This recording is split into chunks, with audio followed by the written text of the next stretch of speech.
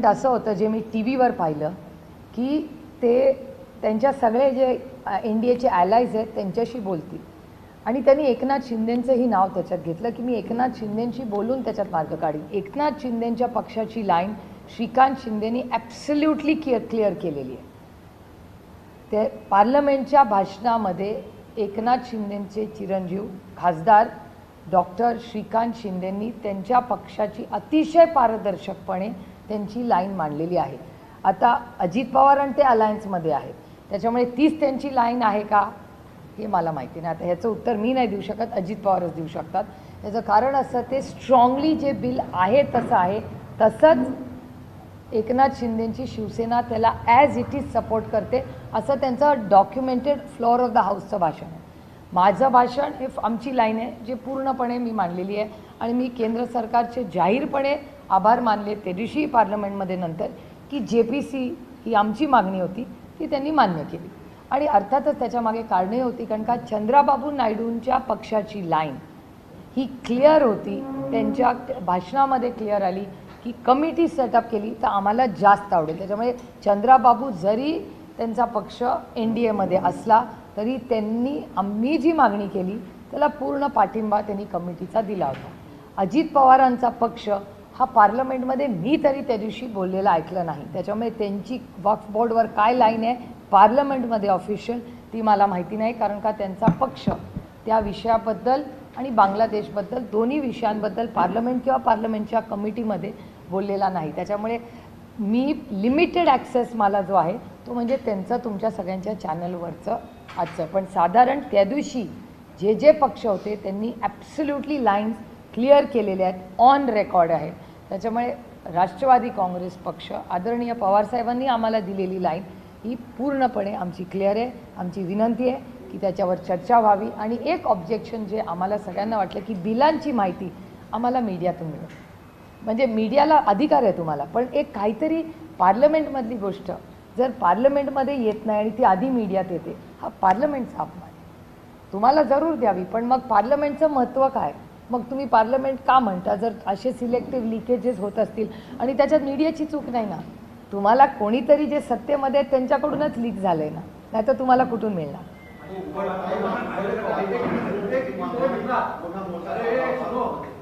एक मिनिट सगळं मराठी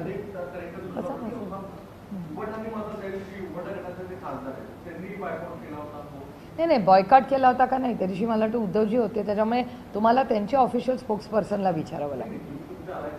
नाही वक्फ बोर्डचं झालं त्या दिवशी बिल त्या दिवशी आम्ही प्रत्येकाने आपापल्या पक्षाची लाईन त्या दिवशी प्रत्येकाने म्हणजे अखिलेश यादव स्वतः त्या दिवशी होते ते बोलले.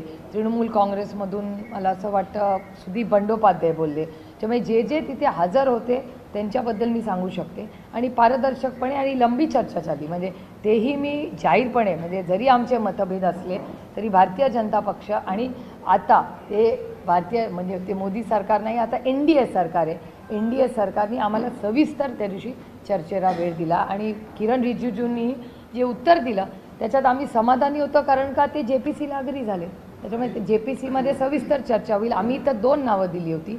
एक फौजिया खानजींचं नाव आम्ही दिलं होतं आणि बाळ्या मामा आमचे भिवंडीचे हे दोन्ही नावं दिली होती. तर सरकारने सांगितलं की त्यातलं लोकसभेतलं काहीतरी त्यांनी नंबरचं गणित ठरवलं आहे. आमची खूप इच्छा होती कारण का फौजियाताईंनी इथेही काम केलेलं आहे. महिलांना हे सरकार म्हणतं प्राधान्य देतं. त्यामुळे आमची इच्छा होती की ज्या व्यक्तीने अनेक वर्ष वक्फ बोर्डवर काम केलं आहे जी महिला आहे ज्या महिलांबद्दल खूप आदराने आजकाल हे सरकार बोलायला लागलं आहे तर फौजियाजींनाही संधी मिळाली असती तर जास्ती इफेक्टिव्ह झालं असतं. पण सरकारने आता बाळ्या मामांना घेतलेलं आहे आमच्या वतीने लोकसभेतून राज्यसभेला त्यांनी आम्हाला नाकारलेलं आहे.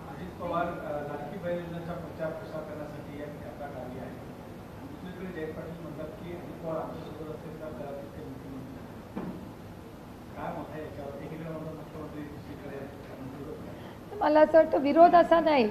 विरोध कशासाठी आहे कारण आमची लढाई वैचारिक लढाई आहे. आमची आयडिओलॉजिकल वॉर भारतीय जनता पक्षाचं एक मतविचार आहे आणि आमचं एक काँग्रेसचा मतविचार आहे. तर आम्ही सेंटर ऑफ लेफ्ट आउट आम्ही राईट विंग नाही आणि एका सशक्त लोकशाहीमध्ये राईट आणि लेफ्ट असलंच पाहिजे ना. त्यामुळे अर्थातच जयंतरावांना ऑब्जेक्शन आहे कारण का त्यांनी त्यांची आयडिओलॉजी बदलली. कारण का एखाद्या संघटनेबरोबर जेव्हा आपण एकत्र काम करतो मग त्यांचा कॉमन मिनिमम प्रोग्राम काय, तो कधी आलाय का? आज त्यांची युती म्हणतात ना, ते महायुती, ती महायुतीचा कॉमन मिनिमम प्रोग्राम हा कोणी वाचलाय का कुठे? माझ्या तरी वाचनात आलेला नाही. आणि तुम्ही सगळे जे लिहिता ते मी सगळं रोज वाचते. त्यामुळे कॉमन मिनिमम प्रोग्राम किंवा एखादा कॉमन प्रोग्राम काहीच आम्हाला माहिती नाही. ते जे त्यांनी जेव्हा पक्ष त्यांच्याबरोबर जायचा निर्णय घेतला तर पहिल्याच 8-10 दिवसात यायला पाहिजे होता ना. आता 1 वर्ष झालं.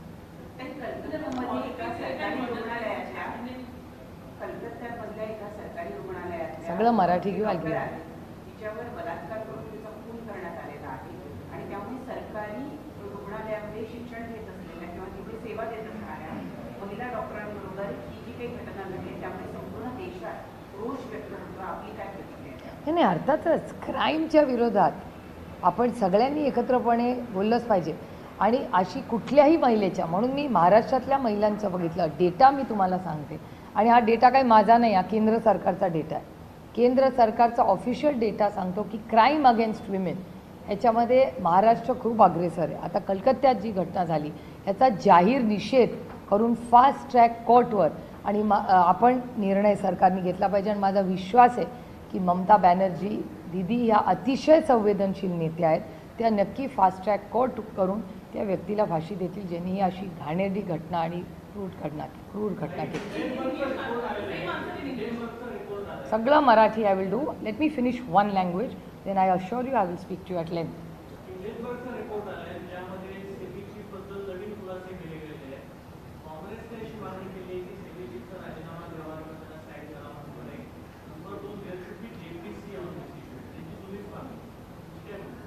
जेपी साहेब वारंवार म्हणतात की या प्रकरणामध्ये झालेलं प्रकरण जोडल्यामुळे जेपीसीची चौकशी नको, एका न्यायाधीशाच्या माध्यमातून चौकशी व्हावी असं. नाही, मला असं वाटतं की कुठलाही आरोप झाला तर जर पारदर्शकता असेल त्याच्यात चर्चा व्हायला काहीच हरकत नाही.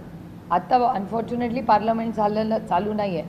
जर पार्लमेंट चालू असतं तर ह्याच्यावर चर्चा होऊ शकली असती. आता वक्फ बोर्डचं पार्लमेंट होतं, आम्ही JPCची मागणी करू शकलो आणि त्याच्यावर सविस्तर चर्चा झाली. त्यामुळे कुठल्याही इकॉनॉमिक ऑफेन्सेसवर मला असं वाटतं एक सविस्तर चर्चा ही संसदेतही झाली पाहिजे. आणि त्या संसदेच्या चर्चेतून पुढे काय निर्णय घ्यायचा आहे आम्ही संसदेत बसून सगळे निर्णय घेऊ शकतो. मला असं वाटतं let's wait for all the data to come. कारण का पहिल्या फेजमध्ये आलं आहे जो त्यांनी डिनाय केला. त्याच्यामुळे मी डेटाची मागणी बघते की अजून पुढे केंद्र सरकार, सेबी आणि अदानी ग्रुप या सगळे जे क्लॅरिफिकेशन पुढच्या 2-4 दिवसात देतील त्याच्यातून बघू पुढे काय होतं. हो, बघितला मी तो. त्याच्यामध्ये काही ग्रामीण म्हणतात की आमचं भाग खराब आहे तो बांधून द्या. तर त्यांचं असं जे बोलणं आहे फंड म्हणजे काय पकडा नाही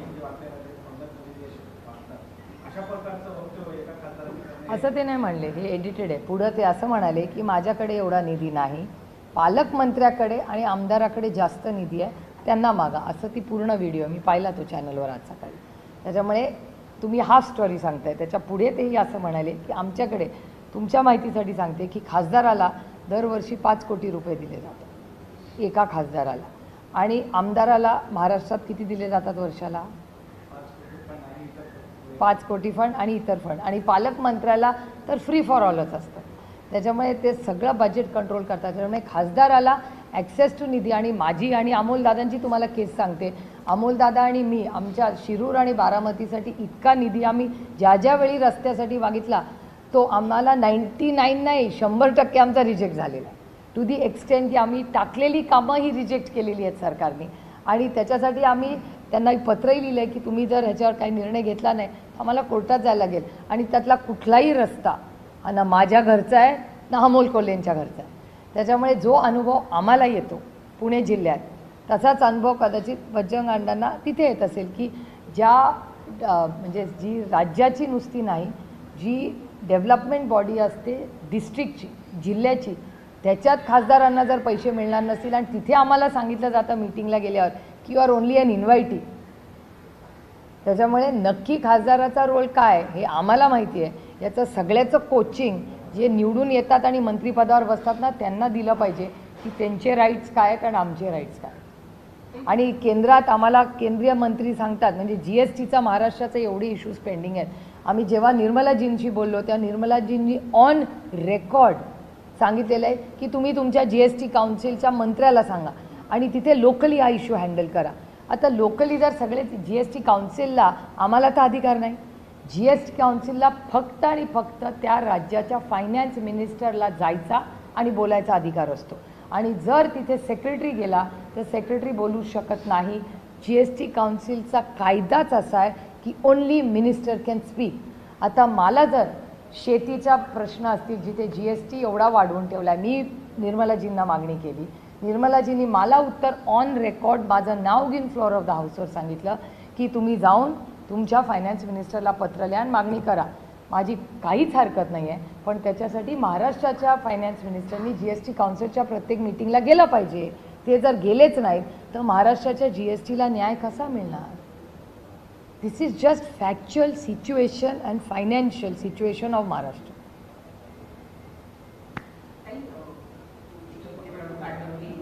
तुमच्या निवडणुकीच्या वेळेला तुम्ही तुमच्या मतदारसंघातला अगदी चप्पा आपण सिंधून काढल्या. आता राज्याची निवडणूक येत आहे, तो राज्यासाठी तुमचा काय प्लॅन आहे? तुम्ही राज्यव्यापी दौरे करणार?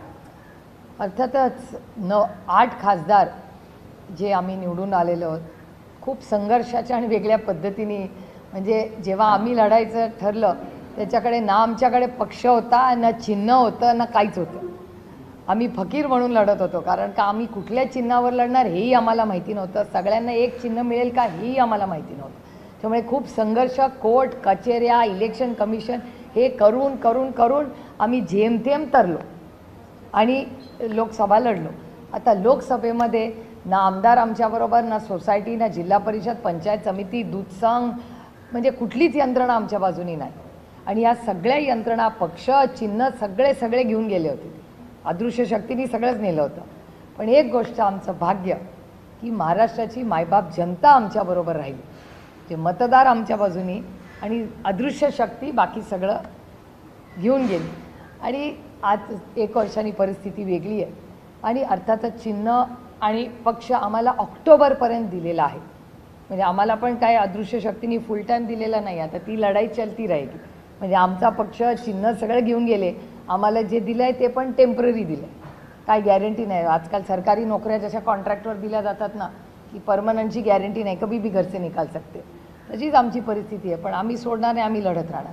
कारण का हा देश संविधानाने चालतो, कुणाच्या मर्जीने चालत नाही. त्याच्यामुळे अर्थातच ऑक्टोबरपर्यंत आम्हालाही दिले. आमची इलेक्शन कमिशन आणि कोर्टामध्ये आमच्या केसेस आहेत, त्या चालू आहेत आणि आम्ही शेवटपर्यंत त्या लढत राहणार. कारण का आम्हाला माहिती आहे की आमची बाजू ही बरोबर आहे. त्याच्यामुळे जरी आम्हाला इलेक्शन कमिशनमध्ये न्याय मिळाला नसेल, काही कारणांमुळे असेल, माझा इलेक्शन कमिशनवर अजिबात कुठला आरोप नाही, इट्स बियॉन्ड देअर कंट्रोल, पण त्याच्यावर कोर्टात आमच्या खूप अपेक्षा आहेत की कोर्टातून आम्हाला न्याय मिळेल. महाविकास आघाडी म्हणून राष्ट्रवादी काँग्रेस पक्ष शिवसेना गटाची किती जागेची मागणी आहे? एकंदरीत तुम्ही किती जागा?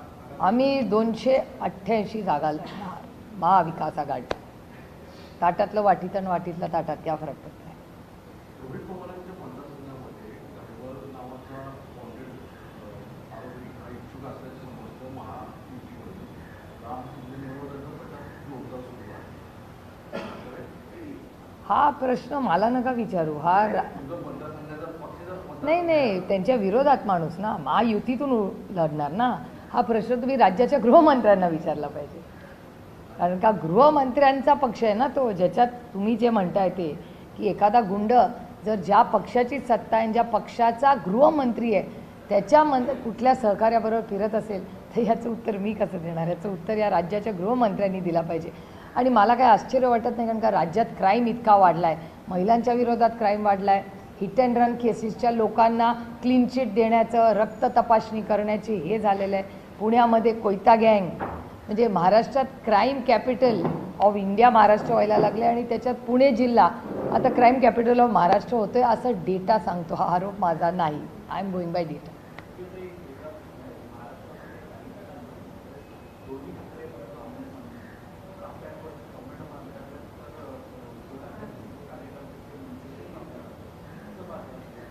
नाही, खूप दुर्दैवी. I am against any crime. म्हणजे उद्धवजींच्या ताफ्यावर झालेली घटना असेल, जरी एका वेगळ्या पक्षात काम करत असतील तरी अमोल मिटकरींच्या गाडीवर जे झालं ते जो गलत आहे वो गलत ही आहे.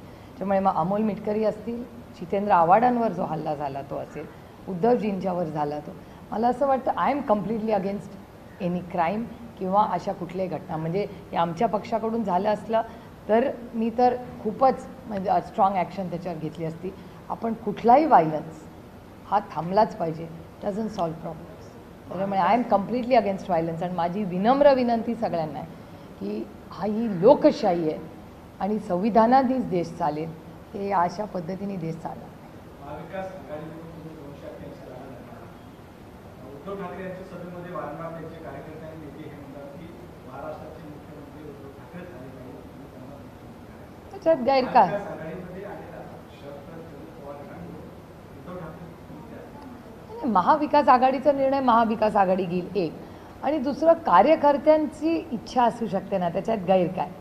कार्यकर्त्यांची इच्छा ही आपणच ऐकून घ्यायचीच असते ना. आणि एखाद्या कार्यकर्त्याला इच्छा असेल की आपला नेता मुख्यमंत्री व्हावा, त्याच्यात गैर काय? सगळ्या पक्षांमध्ये अनेक नेते आहेत, सगळ्याच पक्षात, की त्यांना असं वाटतं की त्यांच्या नेत्यांनी मुख्यमंत्री व्हावा. तसंच जर उद्धवजींचं होत असेल तर त्याच्यात गैर महाविकास आघाडीचे चेहरा आहे. नाही. मला असं आत्ता तरी काही चर्चा तशी झालेली नाही आहे. जेव्हा होईल तेव्हा आम्ही तुम्हाला सांगू. पण मला असं वाटतं साधारणपणे जी चर्चा मला दिसते आत्ता तरी कुठल्या चेहऱ्याबद्दल चर्चा आमच्या तिघांच्या कुठल्या मीटिंगमध्ये झाली नाही. जेव्हा होईल तेव्हा मी तुम्हाला नक्कीच अतिशय मनमोकळेपणे सांगेन.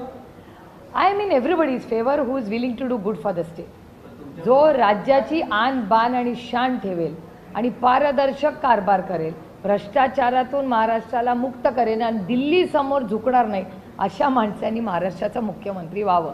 डरना मना आहे मेरे लिए. चर्चा पण तुमच्या नावाची पण आहे का? नाही, चर्चा होत राहते हो. काय सगळं एवढं सिरियसली घ्यायचं नसतं आयुष्यात. म्हणून जरांगी 288 जागा लढवायची भाषा करतायत. नाही नाही, रोज तुमच्या चॅनलवरनंच मला कळतं त्यांचं भाषण. ते कधी म्हणजे मला अजून क्लॅरिटी किंवा कन्फर्मेशन नाही आहे. त्याच्यामुळे काही लोक ते प्रपोज अनेक गोष्टी करतायत, त्यांचा ठोस आपल्याला निर्णय आल्याशिवाय आपण कसं त्याच्यावर बोलणार ना. आणि दुसरी गोष्ट ही लोकशाही आहे. एका सशक्त लोकशाहीमध्ये प्रत्येकाला इलेक्शन लढायचा अधिकार आहे. तुम्हालाही आहे. देवेंद्र फडणवीस आणि अजित पवार हे दोन मुख्यमंत्री गेले काही दिवस वारंवार सांगतायत की महाविकास आघाडीचे नेते लाडकी बहीण योजना असेल किंवा शासनाच्या पॉप्युलर योजना घोषित केलेल्या आहेत त्या बंद होणार किंवा त्याचा लाभ मिळणार नाही असं वारंवार मोठं नॅरेशन तयार करतायत. कारण की ते योजना पॉप्युलर होत आहेत आणि त्याचा आम्हाला लाभ मिळताना दिसतो. असं नाही, त्यांचं दुसरंही एक कॉन्ट्रडिक्शन आहे जे तुमच्या चॅनलवर मी पाहिलेलं आहे की त्या दोघांनी असंही स्टेटमेंट केलेलं आहे की ही योजना चालू ठेवायची असेल तर आमच्या पक्षाचं बटन दाबा. त्याच्यामुळे ती कॉन्ट्रडिक्शन आहे त्यांच्या. म्हणजे ते असंही बोलतात आणि असंही बोलतात. त्यामुळे मला काय आश्चर्य वाटत नाही. कारण आत्ता लोकसभेनंतरच हे सगळे निर्णय आलेत. लोकसभेमध्ये अनेक लोकांना आश्चर्यजनक असे रिझल्ट्स लागलेले आहेत. आणि कसं आहे, मी जरा कन्झर्वेटिव्ह आहे, त्याच्यामुळे मी अंडर कॉन्फिडंट असते आणि काही लोक ओव्हर कॉन्फिडंट असतात. त्याचा सुवर्ण मध्य शरद पवार आहेत. त्याच्यामुळे मला असं वाटतं की over confidence also failed in this election and under confident survived.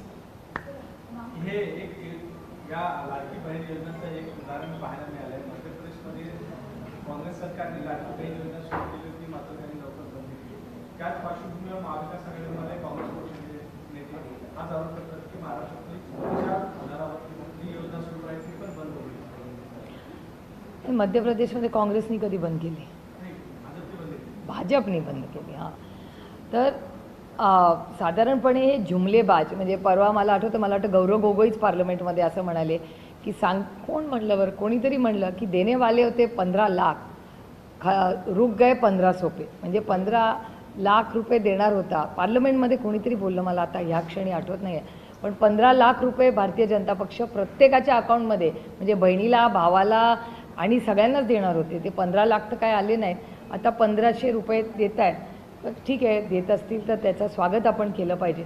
पण त्याचबरोबर ती कशी होणार, पुढे त्याची कसं चालणार, त्याचे पुढे FRBM ॲक्ट नावाचा एक असतो, फिस्कल मॅनेजमेंट ॲक्ट, तो केंद्र सरकारमध्ये अटल बिहारी वाजपेयी साहेबांनी प्राईम मिनिस्टर असताना सुरू केला. तर तो FRBM ॲक्ट आणि महाराष्ट्राची बॅलन्स शीट आणि जी महाराष्ट्राची इकॉनॉमी जे काहीतरी $1 ट्रिलियन इकॉनॉमी वगैरे म्हणतात, या सगळ्यामध्ये हे सगळं बसतं का, याचाही विचार कोणीतरी केला पाहिजे. म्हणजे आता काय होतं की आपले भाषण करतात सगळे, पण नुसतं भाषण करून उपयोग नाही, त्याच्यामागे खूप मोठा विचार सरकार आणि यंत्रणा चालते. आणि आज तुमच्या सगळ्यांच्या चॅनलवर मी पाहिलं, आज आशा वर्कर, अंगणवाडी सेविका मला वाटतं मुंबईत आंदोलन करायला येणार आहे. शिक्षकांचे काही प्रश्न चाललेले आहेत, जुनी पेन्शन योजनेची मागणी सगळीकडून सुरू झालेली आहे, आरक्षणाचा तर विषय प्रलंबित आहेच ह्या सरकारच्या नाकर्तेपणामुळे. त्यामुळे ह्या सरकारच्या समोर खूप मोठे प्रॉब्लेम्स आहेत आणि ते लपवण्यासाठी महागाई, बेरोजगारी आणि भ्रष्टाचारावर चर्चाच नको म्हणून हे सगळ्या नवीन काहीतरी जिंगोइझम ज्याला इंग्लिश म्हणतात, हे जिंगोइझम या सरकारने सुरू केलं आहे. काय काय नवीन ॲक्टिव्हिटीज करून, त्या सुपरफिशियल ॲक्टिव्हिटीज आहेत.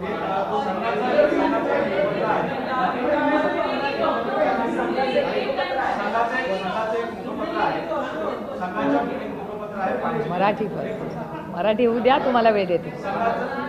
संघाचं एक मुखपत्र आहे पांचजन्य, त्यामध्ये त्यांनी जाती प्रथेचं समर्थन केलं आहे. त्याच्यामध्ये उल्लेख केला आहे की जाती प्रथा आणि जात ही समाजासाठी जोडण्याचे ध्रुव आहे, असं त्यामध्ये उल्लेख करण्यात आला आहे. महाराष्ट्र पुरोगामी आहे, मग जाती प्रथेचं समर्थन ते करायला लागले आहे, भाजपने पण त्याचं त्यांनी पण करायला लागले आहे. तुम्ही कसं बघताय?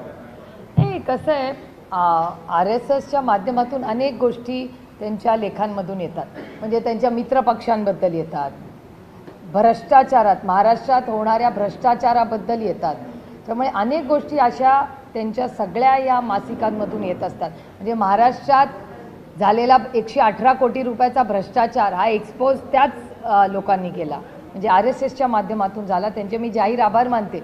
मी 1 महिना बोलते, कोणी मला याचं उत्तर दिलं नाही की RSSच्या लोकांनी आरोप केला की महाराष्ट्राच्या शेतकऱ्यांना फसवणूक झाली, त्यांच्या बियाण्यासाठी पैसे आलेले 118 कोटी रुपयेची इन्क्वायरी व्हावी, ते DBT होतं, ते DBT झालेलं नाही. तर ह्याचं उत्तर मला अजून 1 महिना, मला कोणी ट्रोल पण त्याच्यावर करत किंवा ह्याचं उत्तरही देत नाही. त्याच्यामुळे मी RSSचे जाहीर आभार मानते की महाराष्ट्राच्या भ्रष्टाचाराबद्दल तुम्ही मनमोकळेपणे बोलले.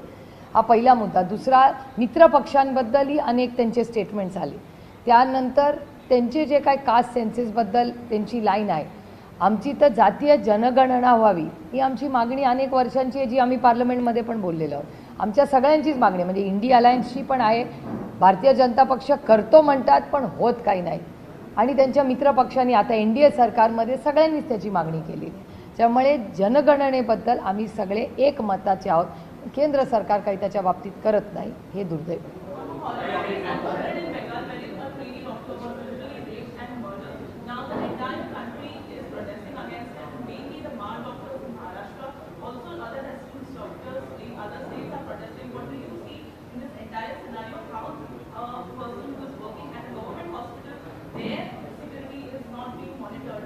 Well, crime is something we must all condemn as a society, and it's a heinous crime what has happened against that young lady.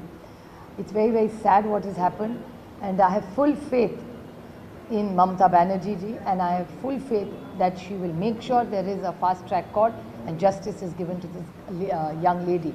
And it's a loss of talent, and I think safety for women is something which every government should make sure that every citizen, why only women, even men, it's the moral duty of any government to do it. And I think that's why Maharashtra government also has missed out. They are giving 1,500 rupees, it's a welcome step. But what about safety of women in Maharashtra? The crime data of Maharashtra, which government of India shares, and it's their government there, these are not fudge numbers. So it's their government there and here, shows data speaks louder than words, that the crime against women in Maharashtra and crime in total in Maharashtra has gone up over the last 18 to 24 months.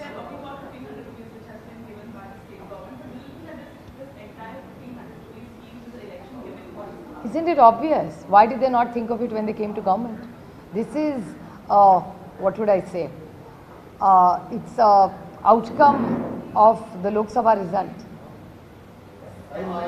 Absolutely. I mean, they are full of jumlas here. I see it day and I can sit with you and I'll be here live for the next 6 hours if I tell you jumla after jumla after jumla, and consistently inconsistent government.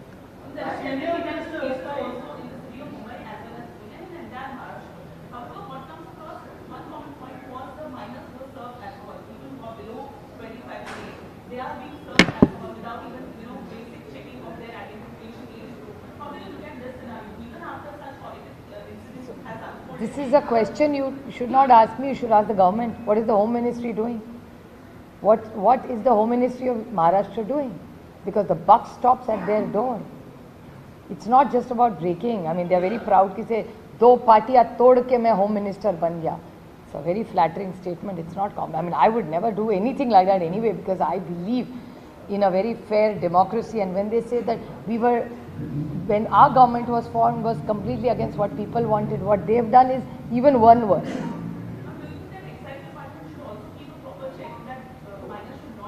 Yeah, but excise and home both are responsible. The government is the buck stops at Mantralaya. It stops at the government. What is the government doing? Why are we bifurcating it? कि तुमने कहीं नहीं KIA, तुमने क्यों नहीं KIA? It's the government on its own. Government has to take ownership. Yeah, they're one body is what I'd like to believe. If they are not also, it's a possibility. Anything is possible in this government.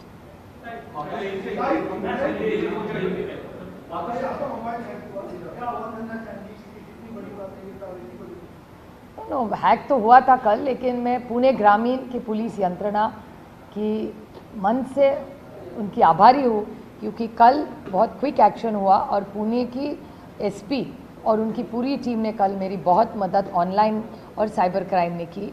और ये मेरे सब phone users को विनती है कि please be careful, ये किसी को भी हो सकता है क्योंकि 4 दिन पहले पुलिस को एक नोटिफिकेशन आया था कि ऐसा हैकिंग हो रहा है, आप ध्यान रखिए।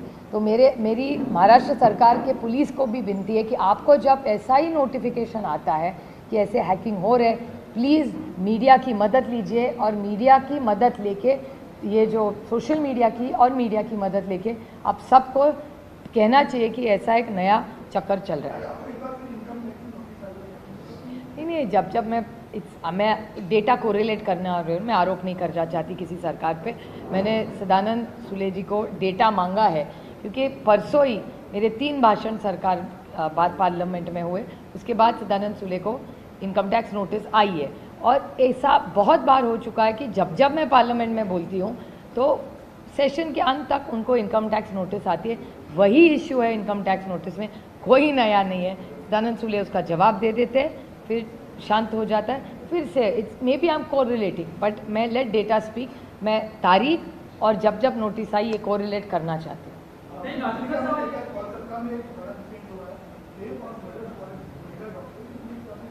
ये बहुत जो घटना हुई वो दुर्दैवी है और मेरे ख्याल से ममता बनर्जी जी पे हम सबको बहुत विश्वास है। वो बहुत संवेदनशील नेता है, वो फास्ट ट्रैक करके ज़रूर उस लड़की को न्याय मिलेगी। लेकिन ऐसी कोई भी घटना देश में कहीं भी हो, हम सब ने साथ मिल के इसका खंडन करना चाहिए।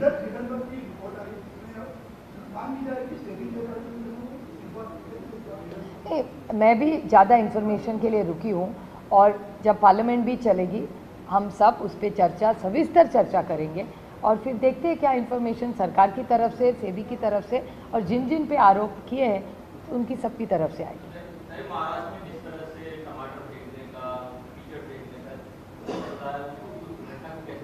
नहीं, मुझे बहुत दुख हुआ ये सब देख के, बहुत ज़्यादा दुख हुआ क्योंकि ये महाराष्ट्र के संस्कार नहीं है, किसी की भारत में ऐसे नहीं हुआ।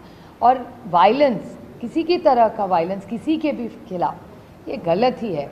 और आप देख रहे हैं पिछले ये कुछ नया कल्चर रहा है। पहले वो अमोल मिटकरी जी के गाड़ी पे कुछ हुआ, उसके बाद जितेंद्र आव्हाड जी के गाड़ी पे अटैक हुआ, उसके बाद ये उद्धव जी की घटना हुई।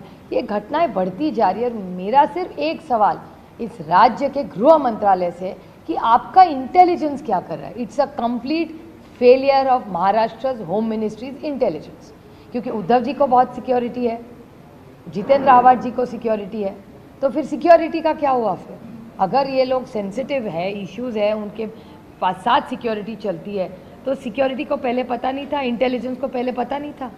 It's a complete failure of the home ministry.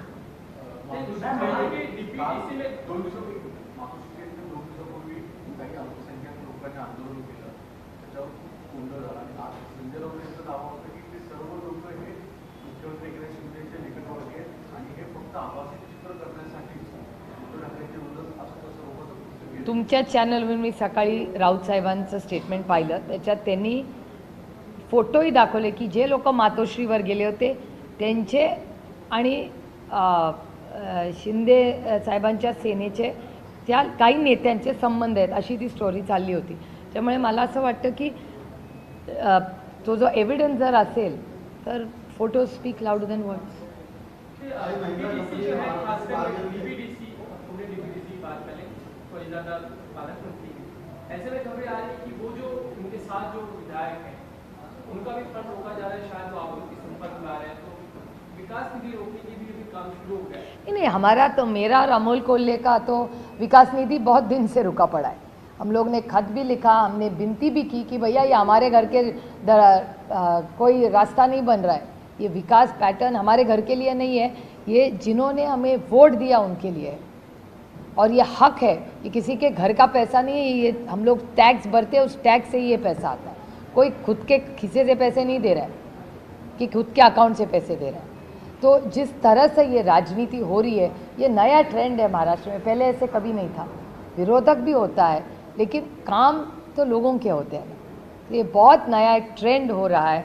भले फिर वो ये शुगर फैक्ट्रीज का इशू हो या डेवलपमेंट फंड हो, इसमें बहुत राजनीति आजकल होने लगी. आंदोलन करने के बाद उनके एकनाथ शिंदे के साथ संपर्क इसके फोटो सामने आए. फिर बाद में उन्होंने ये भी कहा कि ये सब बीजेपी और एकनाथ शिंदे ही के लोग हैं जो सब कर रहे हैं. हो सकता है, फोटो भी मैंने आप ही के चैनल पे देखे हैं. तो जो आजकल जो हो रहा है ये विधानसभा को लक्ष्य करके जो इनको जो रिजल्ट आया लोकसभा में, इसके कारण शायद ये पूरी जो आज सत्ता है वो सारे डिस्टर्ब है, शायद उसके लिए ये ऐसी हरकतें करते होंगे. मैम, सरकार ने लाठी बहन योजना शुरू की और उसके बाद महायुति के तीनों ही दल देख सकते हैं कि उसका क्रेडिट लेने की कोशिश कर रहे हैं. क्या विधानसभा चुनाव को ध्यान में रखा जाएगा? ऑब्वियस ना, ये पहले क्यों नहीं आई? मुख्यमंत्री लाड़की बहन योजना ये 1-1.5 साल 2 साल से वो सरकार में, पहले क्यों नहीं? महंगाई तो बढ़ी रही है, बेरोजगारी बढ़ी रही है और भ्रष्टाचार भी बढ़ रहा है. तो ये जब 1500 रुपये लोकसभा के बाद, टाइमिंग देखिए ना आप, इट्स नॉट रॉकेट साइंस. मुख्यमंत्री चेहरे को लेकर खासकर बात चलती है, मुझे ठाकरे का नाम लेते हैं. ऐसे में अभी बाहुबली कहने लगे कि उनके बीच में कभी लाइक भी फोटो हमें देखने को मिल जाते हैं मुख्यमंत्री के तौर पर, कई लोग पूरी लगाते हैं, कई उद्धव ठाकरे के. इनमें आपस में बहुत ज़्यादा तनाव है इस पद को. ऐसा कौन कह रहा है? बीजेपी के अध्यक्ष महाराष्ट्र कि देखिए हमारे खिलाफ बोलने के लिए दूसरा कुछ बचा नहीं अभी, क्योंकि पहले हम पे भ्रष्टाचार के आरोप करते थे, डर्टी डजन कहते थे, सारे अभी उनके साथ है. तो भ्रष्टाचार खत्म, वो तो बीजेपी का हो गया. मतलब आज भ्रष्ट जुमला पार्टी तो बीजेपी हो गई, तो वो उसमें से हमको मुक्त कर दिया बीजेपी ने. तो अभी बोलने के लिए कुछ भी नहीं रहा हमारे खिलाफ. तो यही से हाँ बिल्कुल, बोले 8-10 दिन में हमारा सीट शेयरिंग अनाउंस हो जाएगा. मैम, सदन में वक्फ बोर्ड पे चर्चा हो रही थी और उस दौरान जिस तरह से उद्धव ठाकरे की कोई भी सांसद मौजूद नहीं थे. अल्पसंख्यक समुदाय कहीं ना कहीं नाराज है. वो कह तो रहे हैं कि उद्धव ठाकरे ने वोट दे दिया लेकिन हमारा साथ नहीं दे रहा. क्या कारण? अजीत पवार की पार्टी के थे. अजीत पवार की जो एनसीपी है उसकी वो भी थे पार्लियामेंट में, मुझे याद नहीं, मेरे भाषण में मैं पूरा टाइम थी वहाँ, मैंने लाइन नहीं पढ़ी, उस पर भी नहीं थे. और बांग्लादेश की मीटिंग थे उसमें भी नहीं थे. बांग्लादेश की एक बहुत हाई बड़ी मीटिंग बुलाई थी केंद्र सरकार ने, वहाँ अमित शाह जी थे, राजनाथ सिंह जी थे, एक्सटर्नल अफेयर्स मिनिस्टर थे और सारी ऑपोजिशन और इंडिया अलायंस के सारे वरिष्ठ नेता थे और उनके अलायंस के भी सारे वरिष्ठ नेता थे. सिर्फ आम आदमी पार्टी को बुलाया नहीं गया था, इसलिए संजय भैया बहुत नाराज़ थे कि आपने आम आदमी पार्टी को क्यों नहीं इतनी बड़ी मीटिंग में बुलाया. तो 2 जगह पे, मुझे याद नहीं, मुझे तो मीटिंग में दिखे नहीं, आप भी चेक कर सकते हैं इंडिपेंडेंटली, शायद मेरे से गलती हो गई होगी, लेकिन उस मीटिंग में मुझे तो नहीं मिले. क्योंकि जयशंकर जी ने बहुत अच्छा और बड़ा लंबा सारा अच्छा डिस्कशन भी हुआ और अच्छा ब्रीफिंग हम सबको दिया. तो बांग्लादेश का इशू हो या वक्फ बोर्ड हो, दोनों को आप चेक कर लीजिए, मेरे से गलती हो सकती है. सर, लाडली बहन योजना में मैडम योजना दूसरी सरकार लाने जा रही है, मानधन भी दिया जाएगा, वेतन दिया जाएगा. तो क्या सरकार अपनी ही आने वाले चुनाव को मद्देनजर रखते हुए युवाओं का इस्तेमाल हो जाएगा? बिल्कुल, ऑल टाइम बाउंड. युवाओं का भी है, वो टाइम बाउंड है ना, 6 महीने के बाद नहीं मिलना, इट्स अ टर्म थिंग. तो जिस युवाओं को पैसे मिलने वाले वो लाइफ लॉन्ग नहीं है, वो 6 महीने के लिए, वो इंटर्नशिप के लिए है. It's only an internship, it's not a job. और ये इंटर्नशिप टाइम बाउंड है, तो ये तब तक विधानसभा निकल जाएगी एक। और इनको लगता है कि रिश्ते और इलेक्शंस सिर्फ पैसे से जीते जाते हैं। मी ते पत्र लिहिलेलं आहे, मी क्लॅरिफिकेशनची वाट बघते, कारण का मिक्स रिपोर्ट्स येत आहेत। त्याच्यामुळे ज्या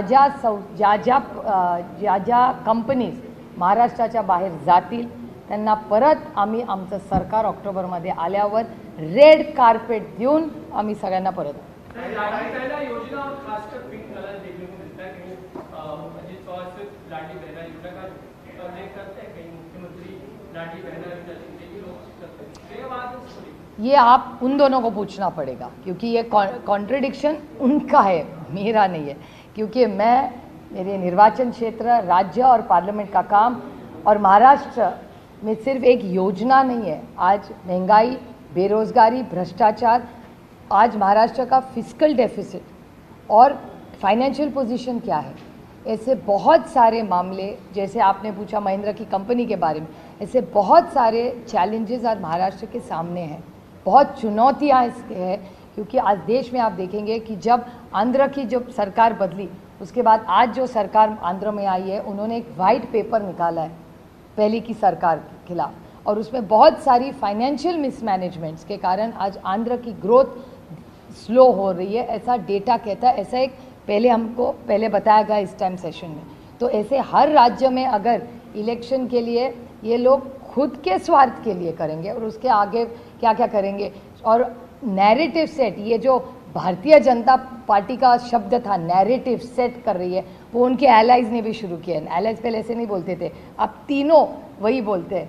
तो मुझे कभी कभी हंसी आती है क्योंकि काफ़ी स्टाइल सबका बदला हुआ है, बट उसमें एक है कि obviously BJP is the big brother, वो जो कहते हैं वो सबको करना पड़ता है। हमारे यहाँ ऐसा नहीं है। इंडिया अलायंस में हर एक की एक स्टाइल है, इंडिविजुअलिटी और खुद की एक पहचान सबको रखने के लिए एक समान सम्मान हमारे यहाँ दिया जाता है।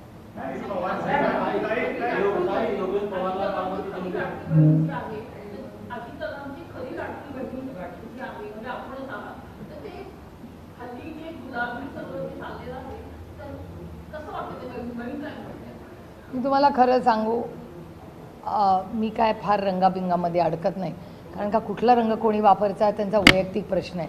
मी राजकारणात रंग किंवा कोण PR एजन्सी ह्याच्यासाठी नाही आले। या देशामध्ये ना तुम्ही एकतर दोनच गोष्टी होऊ शकता, तुम्ही रतन टाटा होऊ शकता किंवा तुम्ही मनमोहन सिंह जी होऊ शकता, दोनों एक नहीं हो सकते। अगर राजनीति करो तो फुल टाइम राजनीति करके देश की सेवा करो, और अगर बिजनेस और ये सब करना हो तो बिजनेस करो। So either you can be a businessman और you can be a politician, दोनों नहीं हो सकते। And models are different. एखादा प्रॉडक्ट नाही आहे, कमॉडिटी नाही आहे, हम राजनीति दिल से करते हैं आणि लोकांचे रिप्रेझेंटेटिव्ह आहोत आम्ही काय साबून नाही आहे की त्याचा पॅकेजिंग बदला आणि पाठवा। तुम्हाला माहिती आहे ना, एक नवीन आता शब्द निघाला आहे, देर इज इकॉनॉमीमध्ये श्रिंक, म्हणजे जे आता महागाई वाढली आहे, तर महागाई वाढली आहे तर त्याच किमतीत तुम्हाला ती वस्तू कशी द्यायची, त्याला श्रिंकलेशन म्हणतात।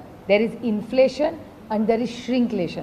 म्हणजे तुम्ही कुठल्याही मोठ्या कंपनीला आज विचारा, तुमच्या घरात पण वस्तू तुम्ही घरी जाऊन विचारा की टूथपेस्ट जी समजा 10 रुपयाला 100 ग्रॅम मिळत असेल तर ती आता 70 ग्रॅम मिळते, त्याला श्रिंकेजन म्हणतात। Like there is inflation, there is shrinkflation. It's a concept in all these companies, FMCG companies.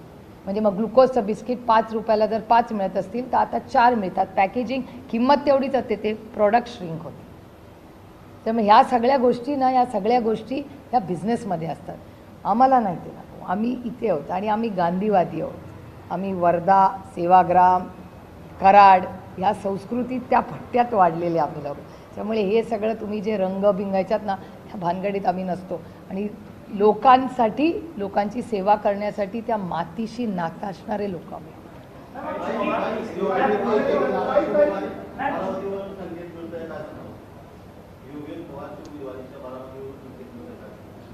मला यातली काही माहिती नाही, कारण महाविकास आघाडीच्या सीटचे निर्णय, महाविकास आघाडी एकत्र बसून निर्णय, आता सर्वे चाललेत, सगळ्या गोष्टी चालल्या, त्याच्यातून पक्ष निर्णय घेईल। पक्ष ज्याला तिकीट देईल आघाडी आम्ही सगळे खासदार जे निवडून आलो 31च्या 31 हे 288 लोकांचा आम्ही पुढचे 3 महिने 2.5 महिने जे काय 70 दिवस नाही तर म्हणजे आता ऑक्टोबरच्या दिल्लीमध्ये अशी खबर आहे की ते 25 ऑक्टोबरला इलेक्शन घेतील नाही तर 15 नोव्हेंबरला घेतील. तर या दोन्ही तारखा ज्या असतील त्या तारखेला आम्ही 31च्या 31 खासदार 24/7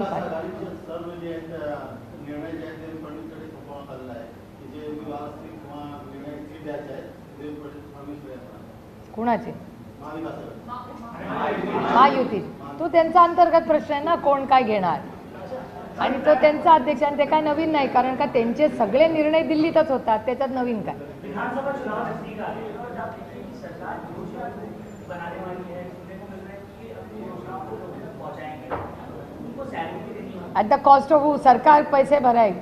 देखो ये सब जुमले 3 महीने जब तक कोड ऑफ कंडक्ट नहीं आता जितना पैसा खर्चा करे आपका और मेरा टैक्स का पैसा जो आप और मेरे डेवलपमेंट में जाना चाहिए देखो अच्छे रास्ते फुटपाथ ये सब करना चाहिए वो सारा पैसा ये कैसे चुन के आए इसमें जा रहा है. मुझे लगता है किसी ने तो RTI करना चाहिए सरकार के खिलाफ कि ये जो पैसा जा रहा है वो आपके इलेक्शन के लिए जा रहा है या आम आदमी जो टैक्स भरता है जो ईमानदार है उसके लिए जा रहा है. नहीं आप देख रहे हैं data speaks louder than words. Data कह रहा है कि एक टाइम ऐसा था जहाँ महाराष्ट्र में सबसे ज़्यादा क्राइम नागपुर में था अभी वो शिफ्ट होके पुणे आया है. ये मेरा आरोप नहीं है ये डेटा कह रहा है. Let's go bye data. Thank you very much.